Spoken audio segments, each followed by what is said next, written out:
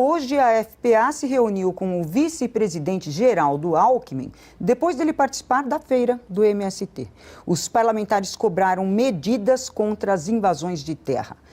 Importante lembrar que, desde o começo do ano, já houve cerca de 50 invasões de propriedades. Deputado, boa noite e seja muito bem-vindo ao Oeste Sem Filtro. Boa noite, obrigado aí pela oportunidade. E com certeza agradecê-lo, estava aí acompanhando o nível do debate, realmente agradecer a todos que estão participando por estar dando essa importante contribuição nessa reflexão da importância do agro e, naturalmente, por essa análise crítica necessária do governo que está posto aí.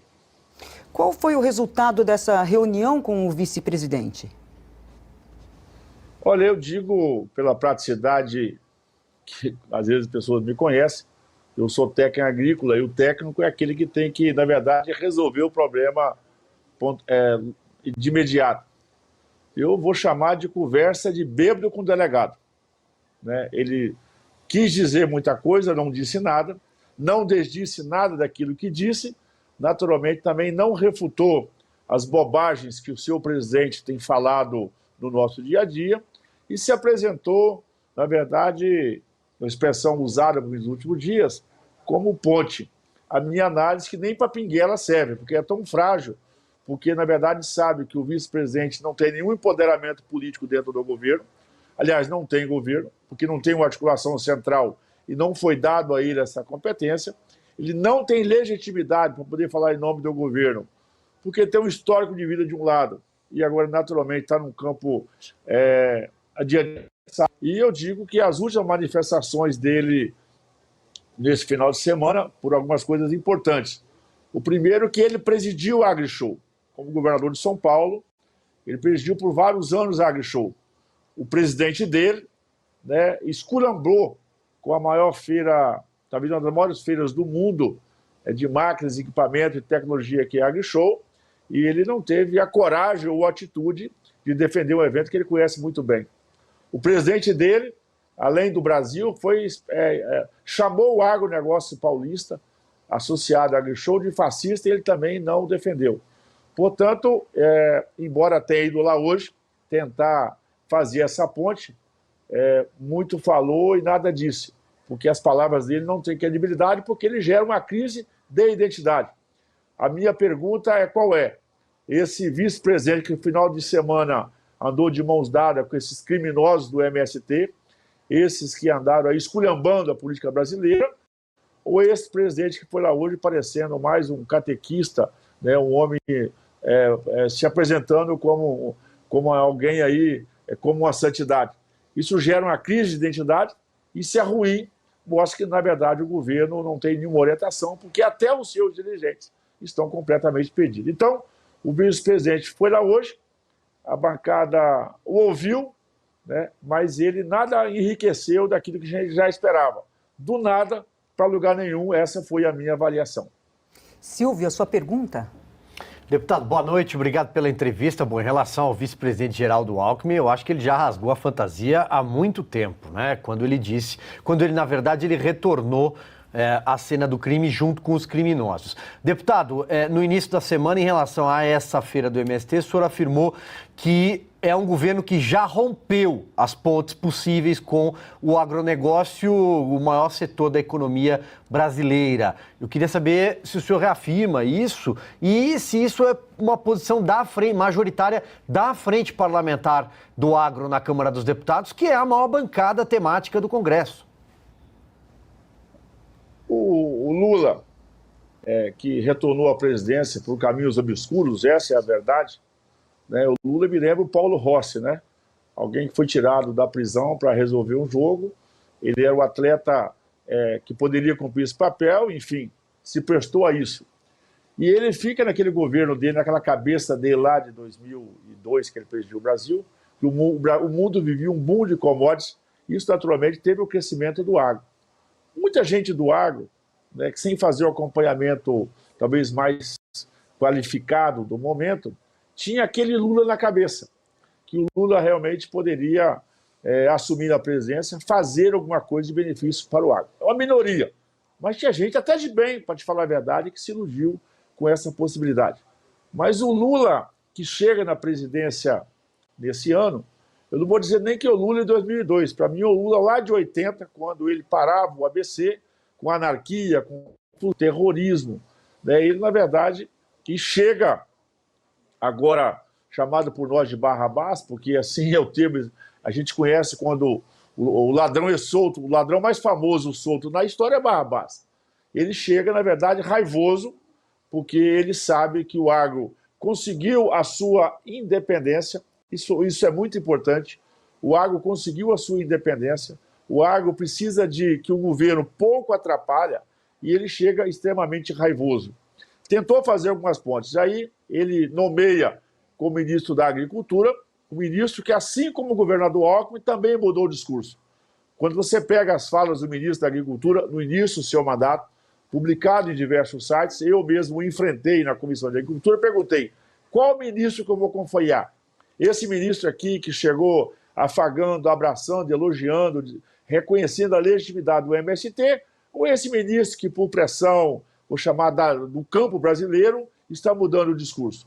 Naturalmente, quando ele cria o MDA a gente sabe que é um operador de política ideológica que tenta dividir o agro brasileiro e acham que vão fazer da agricultura familiar, da pequena agricultura, massa de manobra.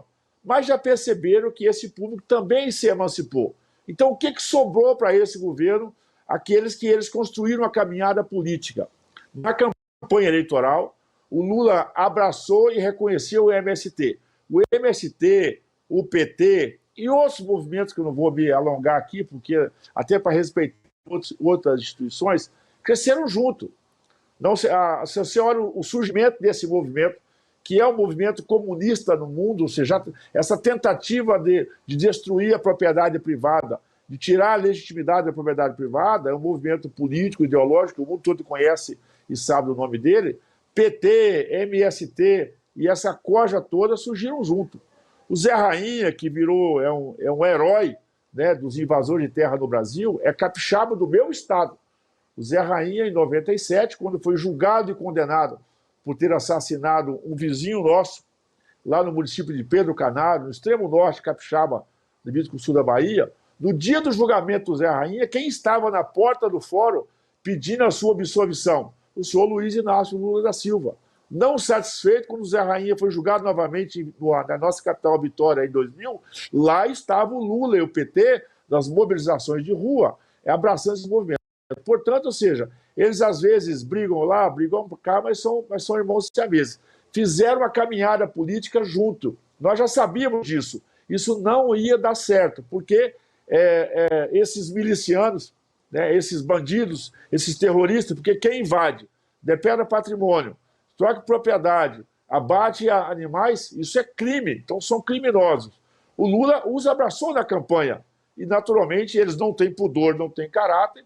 Eu acho que o próprio governo achava que o Lula sempre disse que com a boa prosa ele resolvia até a guerra lá da Ucrânia com a Rússia, ele não está conseguindo resolver em desenho de botequim que ele mesmo criou, que é essa coisa do MST. E agora está cobrando a conta. Eu escutei análise agora há pouco aí dessa ida do Stelle lá para a China, né? Seria importante, e o Lula lá o tratou, lembrando que a semana antes ele disse que ia cometer crime, anunciou que ia cometer crime, e ganhou como presente, então, essa viagem para a China. O Lula deveria ter apresentado o Stelle lá na China como invasor de propriedade, porque lá na China isso é prisão perpétua. Né? Como ele levou a Dilma e deixou lá, deveria ter deixado o Stelle lá. Ele volta e anuncia esse crime. Portanto, essa estabilidade que o governo criou, o governo não vai se livrar disso, porque eles têm o mesmo pensamento. O governo, na verdade, ele faz um discurso, tenta fazer um discurso com alguém para fora, mas, na verdade, ele alimenta essa indústria porque eles querem a baderna, eles querem desarticular o agronegócio, que, se não fosse o Brasil, o mundo estaria em guerra, porque, na verdade, essa guerra... São duas grandes frontes do mundo, né? O Brasil, aquela região Ucrânia e a Rússia, mas os Estados Unidos não tem muita gente que produz alimento. Se não fosse o Brasil, o mundo estava em guerra, e o PT, o Lula, a esquerda, que é a confusão, que é a anarquia, porque é a forma que eles têm de avançar, principalmente na tomada do Estado brasileiro e acabar com o direito privado das pessoas. Deputado, vou agora passar para Ana Paula Henkel. Sua pergunta, Ana. Boa noite, deputado. Obrigada pela entrevista. Deputado, gostaria de misturar dois assuntos que envolvem, né, esse sobre o que o senhor pensa, né, dessa tomada aí, essa decisão de comprar briga com o agro, né, e a frente parlamentar da agropecuária, mas eu gostaria de envolver o PL 2630, que saiu de pauta, né, momentaneamente, mas nós estamos de olho porque é um PL importante para quem quer censurar o povo. Bom, bater de frente com o agro já ficou claro que é uma escolha deste governo, como o senhor muito bem disse, né? O governo rompeu com o agro. No entanto, deputado, houve deputados da Frente Parlamentar da Agropecuária que declararam voto a favor deste PL 2630 da censura, a favor do governo. O que o senhor tem a dizer sobre isso e se esses deputados hoje, se esse PL voltar ao plenário, se eles continuarão votando com o governo a favor da censura? Perfeitamente. É um tema complexo e um texto complexo. E, naturalmente, eu compreendo que muitos parlamentares, por às vezes não ser agenda do seu dia a dia, né, tinham uma informação equivocada do texto. Mas foi um gesto importante e, naturalmente, isso faz parte de uma articulação. E quando percebeu-se que o governo tinha essa estratégia de o chamado no cala-boca, né, esse é o PL do cala-boca, não é do fake news, é do cala-boca, ele faz parte de um arranjo, naturalmente, para poder tirar a voz das redes, de quem está indignado, fazer o registro das suas indignações. Então ele se soma nesse abocanhado da tomada da máquina pública brasileira, vai acabar com o direito de propriedade. Então, nós percebemos que teve essa maturidade, o tanto que eu, naturalmente, já tinha essa manifestação, votei contra, trabalho contra. Né? Hoje, estão tentando agora dividir ele em partes diferentes, mas é um tema que ganhou maturidade, trouxe a percepção, é um tema complexo, nem todo mundo estava assim, em conteúdo realmente com a percepção que seria a gravidade desse tema, o tanto que quando percebeu-se mesmo a urgência da forma que foi, e observa ali uma questão regimental, me permite aqui até explicar um pouquinho mais, porque se fosse maioria absoluta, o termo não teria passado. A mesa da Câmara tem três oportunidades do ano de tirar a maioria absoluta e julgar para a maioria simples. Já gastaram por duas oportunidades, uma forma de salvar. Percebe-se que nós sabíamos que era a maioria absoluta, na última hora a mesa trouxe para a maioria simples e assim passou apertado pela beirada. Mas eu acho que é um tema que está enterrado, sepultado, mas não podemos dormir no ponto. Ele pode voltar a qualquer momento disfarçado. Mas o parlamento amadureceu, compreendeu, era só urgência, vamos dizer assim, e tem muitos deputados, às vezes, aqui que querem a tramitação do texto. Então, vota a favor da urgência, mas tem uma rejeição ao mérito. Mas percebeu-se que, nesse caso, também a votação da urgência foi um equívoco, mas já quando percebeu, quando fez o levantamento interno, viu que o mérito tinha de tramitar, e eu acho que é um tema que está sepultado. O que eles vão agora é tentar disfarçar em outros PL, para tentar fatiar. Mas o tema está muito atento, dificilmente ele vai tramitar, porque ninguém vai permitir, acho que o grande maioria do parlamento não vai permitir esse cala-boca da população brasileira. Nós estamos entrevistando, conversando com o deputado Evair de Mello e é a vez de Augusto Nunes fazer a pergunta. Deputado, boa noite. É um prazer conversar com o senhor. Obrigado pela entrevista. O José Serra já tinha sido candidato duas vezes à presidência, quando ele confessou que ele viu uma vaca pela primeira vez com quase 60 anos. O Alckmin tem mais intimidade com as coisas do campo, que o Zé Serra é nesse nível, porque ele, fora o apelido, eu não vejo nada, né, que lembre agricultura, agronegócio. No Alckmin, o senhor concorda ou não? Eu acho que o Alckmin está se apresentando um homem cheio de marca, assim como o Lula. Por isso que parece que os dois acabaram se entendendo. O Alckmin é uma decepção. Eu vou dizer que o Alckmin é decepção porque, em um outro momento, grande parte do Brasil, inclusive o Brasil da direita, o Brasil produtivo, o Brasil do agro, do agro, reconhecia no Alckmin qualidades. Inclusive, o Alckmin, se você pegar o interior do Brasil produtivo, quando ele disputou a eleição, ele teve esse reconhecimento. Mas ele parece não ter nenhuma consideração por aquele Brasil que caminhou com ele no momento, inclusive para enfrentar esse próprio PT. E como governador de São Paulo, né, então tinha essa expectativa. A gente imagina que alguém que sai do governo de São Paulo, né, por 8 anos, é um homem que está preparado, que tem a percepção, primeiro, que tem a responsabilidade. Então o Alckmin tem se mostrado, eu acho que não sei o que aconteceu, naturalmente, não sei se é só ignorância ou se é alguma mágoa no coração, né, as informações não chegam até a gente. Ninguém até hoje compreendeu muito bem essa decisão do Alckmin de se juntar a esses quadrilheiros, invasões, inclusive gente que ao longo da história ele mesmo tinha rechaçado. Então aconteceu alguma coisa no Alckmin que não é público e ele se revelou, na verdade, uma grande decepção.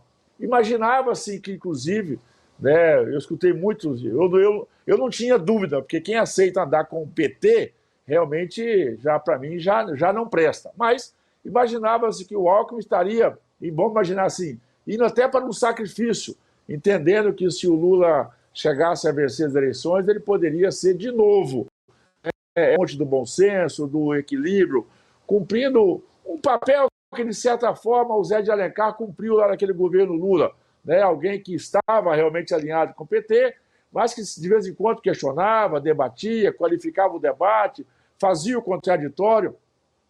Muita gente imaginou que o Alckmin poderia cumprir esse papel, mas o Alckmin chegou completamente surtado, né? Ele está embebedado por esse encantamento para com o Lula. Eu acho que os dois têm tomado muito uísque junto, e naturalmente o Alckmin, que tinha uma expectativa, se transformou numa grande decepção, numa grande frustração. Ou seja, se a gente acha que o Brasil estava ruim, o Brasil está pior, porque nós temos um presidente completamente insano, enfim, um homem que a gente não sabe, está surtado, né? O Lula está surtado. Eu desafio qualquer empresário ou qualquer dono de estabelecimento que contrataria o Lula para dar uma consultoria mínima digna, ou seja, mostra não tem capacidade de gerenciar, porque é desafiador, né? O Lula não tem condição. E o Alckmin, volta a dizer, que poderia ser uma ponte, tem se apresentado nem como uma pinguela, porque acho que a pinguela já caiu dentro do rio e foi por água abaixo, né? Então o Alckmin se apresentou como uma decepção e ele queimou o pouco que ele tinha, talvez, pelo seu histórico de governador, pela sua atuação, e de homem do interior. A gente imaginava que do interior o Alckmin fosse um homem de bom senso, equilibrado, qualificado, que tivesse uma certa noção, mas uma frustração geral. Nós conversamos com o deputado Evair de Mello. Deputado, muito obrigada pela sua participação aqui no Oeste Sem Filtro. Foi um prazer recebê-lo. Agradeço a oportunidade, mais uma vez parabenizar vocês pelo brilhante debate que fazem de forma democrática e transparente, e sendo útil, estarei sempre aqui à disposição. Lembrando que a vida aqui não está fácil, não. Eu achava que eu estaria na oposição, naturalmente, desse governo, mas debatendo pautas ideológicas, pautas de educação, de conteúdo, mas, na verdade, eu tenho que fazer um enfrentamento para dar rédea curta, cabresto curto a esse governo, porque senão eles vão botar esse Brasil, eles vão quebrar, em definitivo, esse país, talvez não consigamos nem erguer de pé. Por isso estão trabalhando muito e eu estarei sempre à disposição de vocês aqui. Uma boa noite, deputado. Boa noite.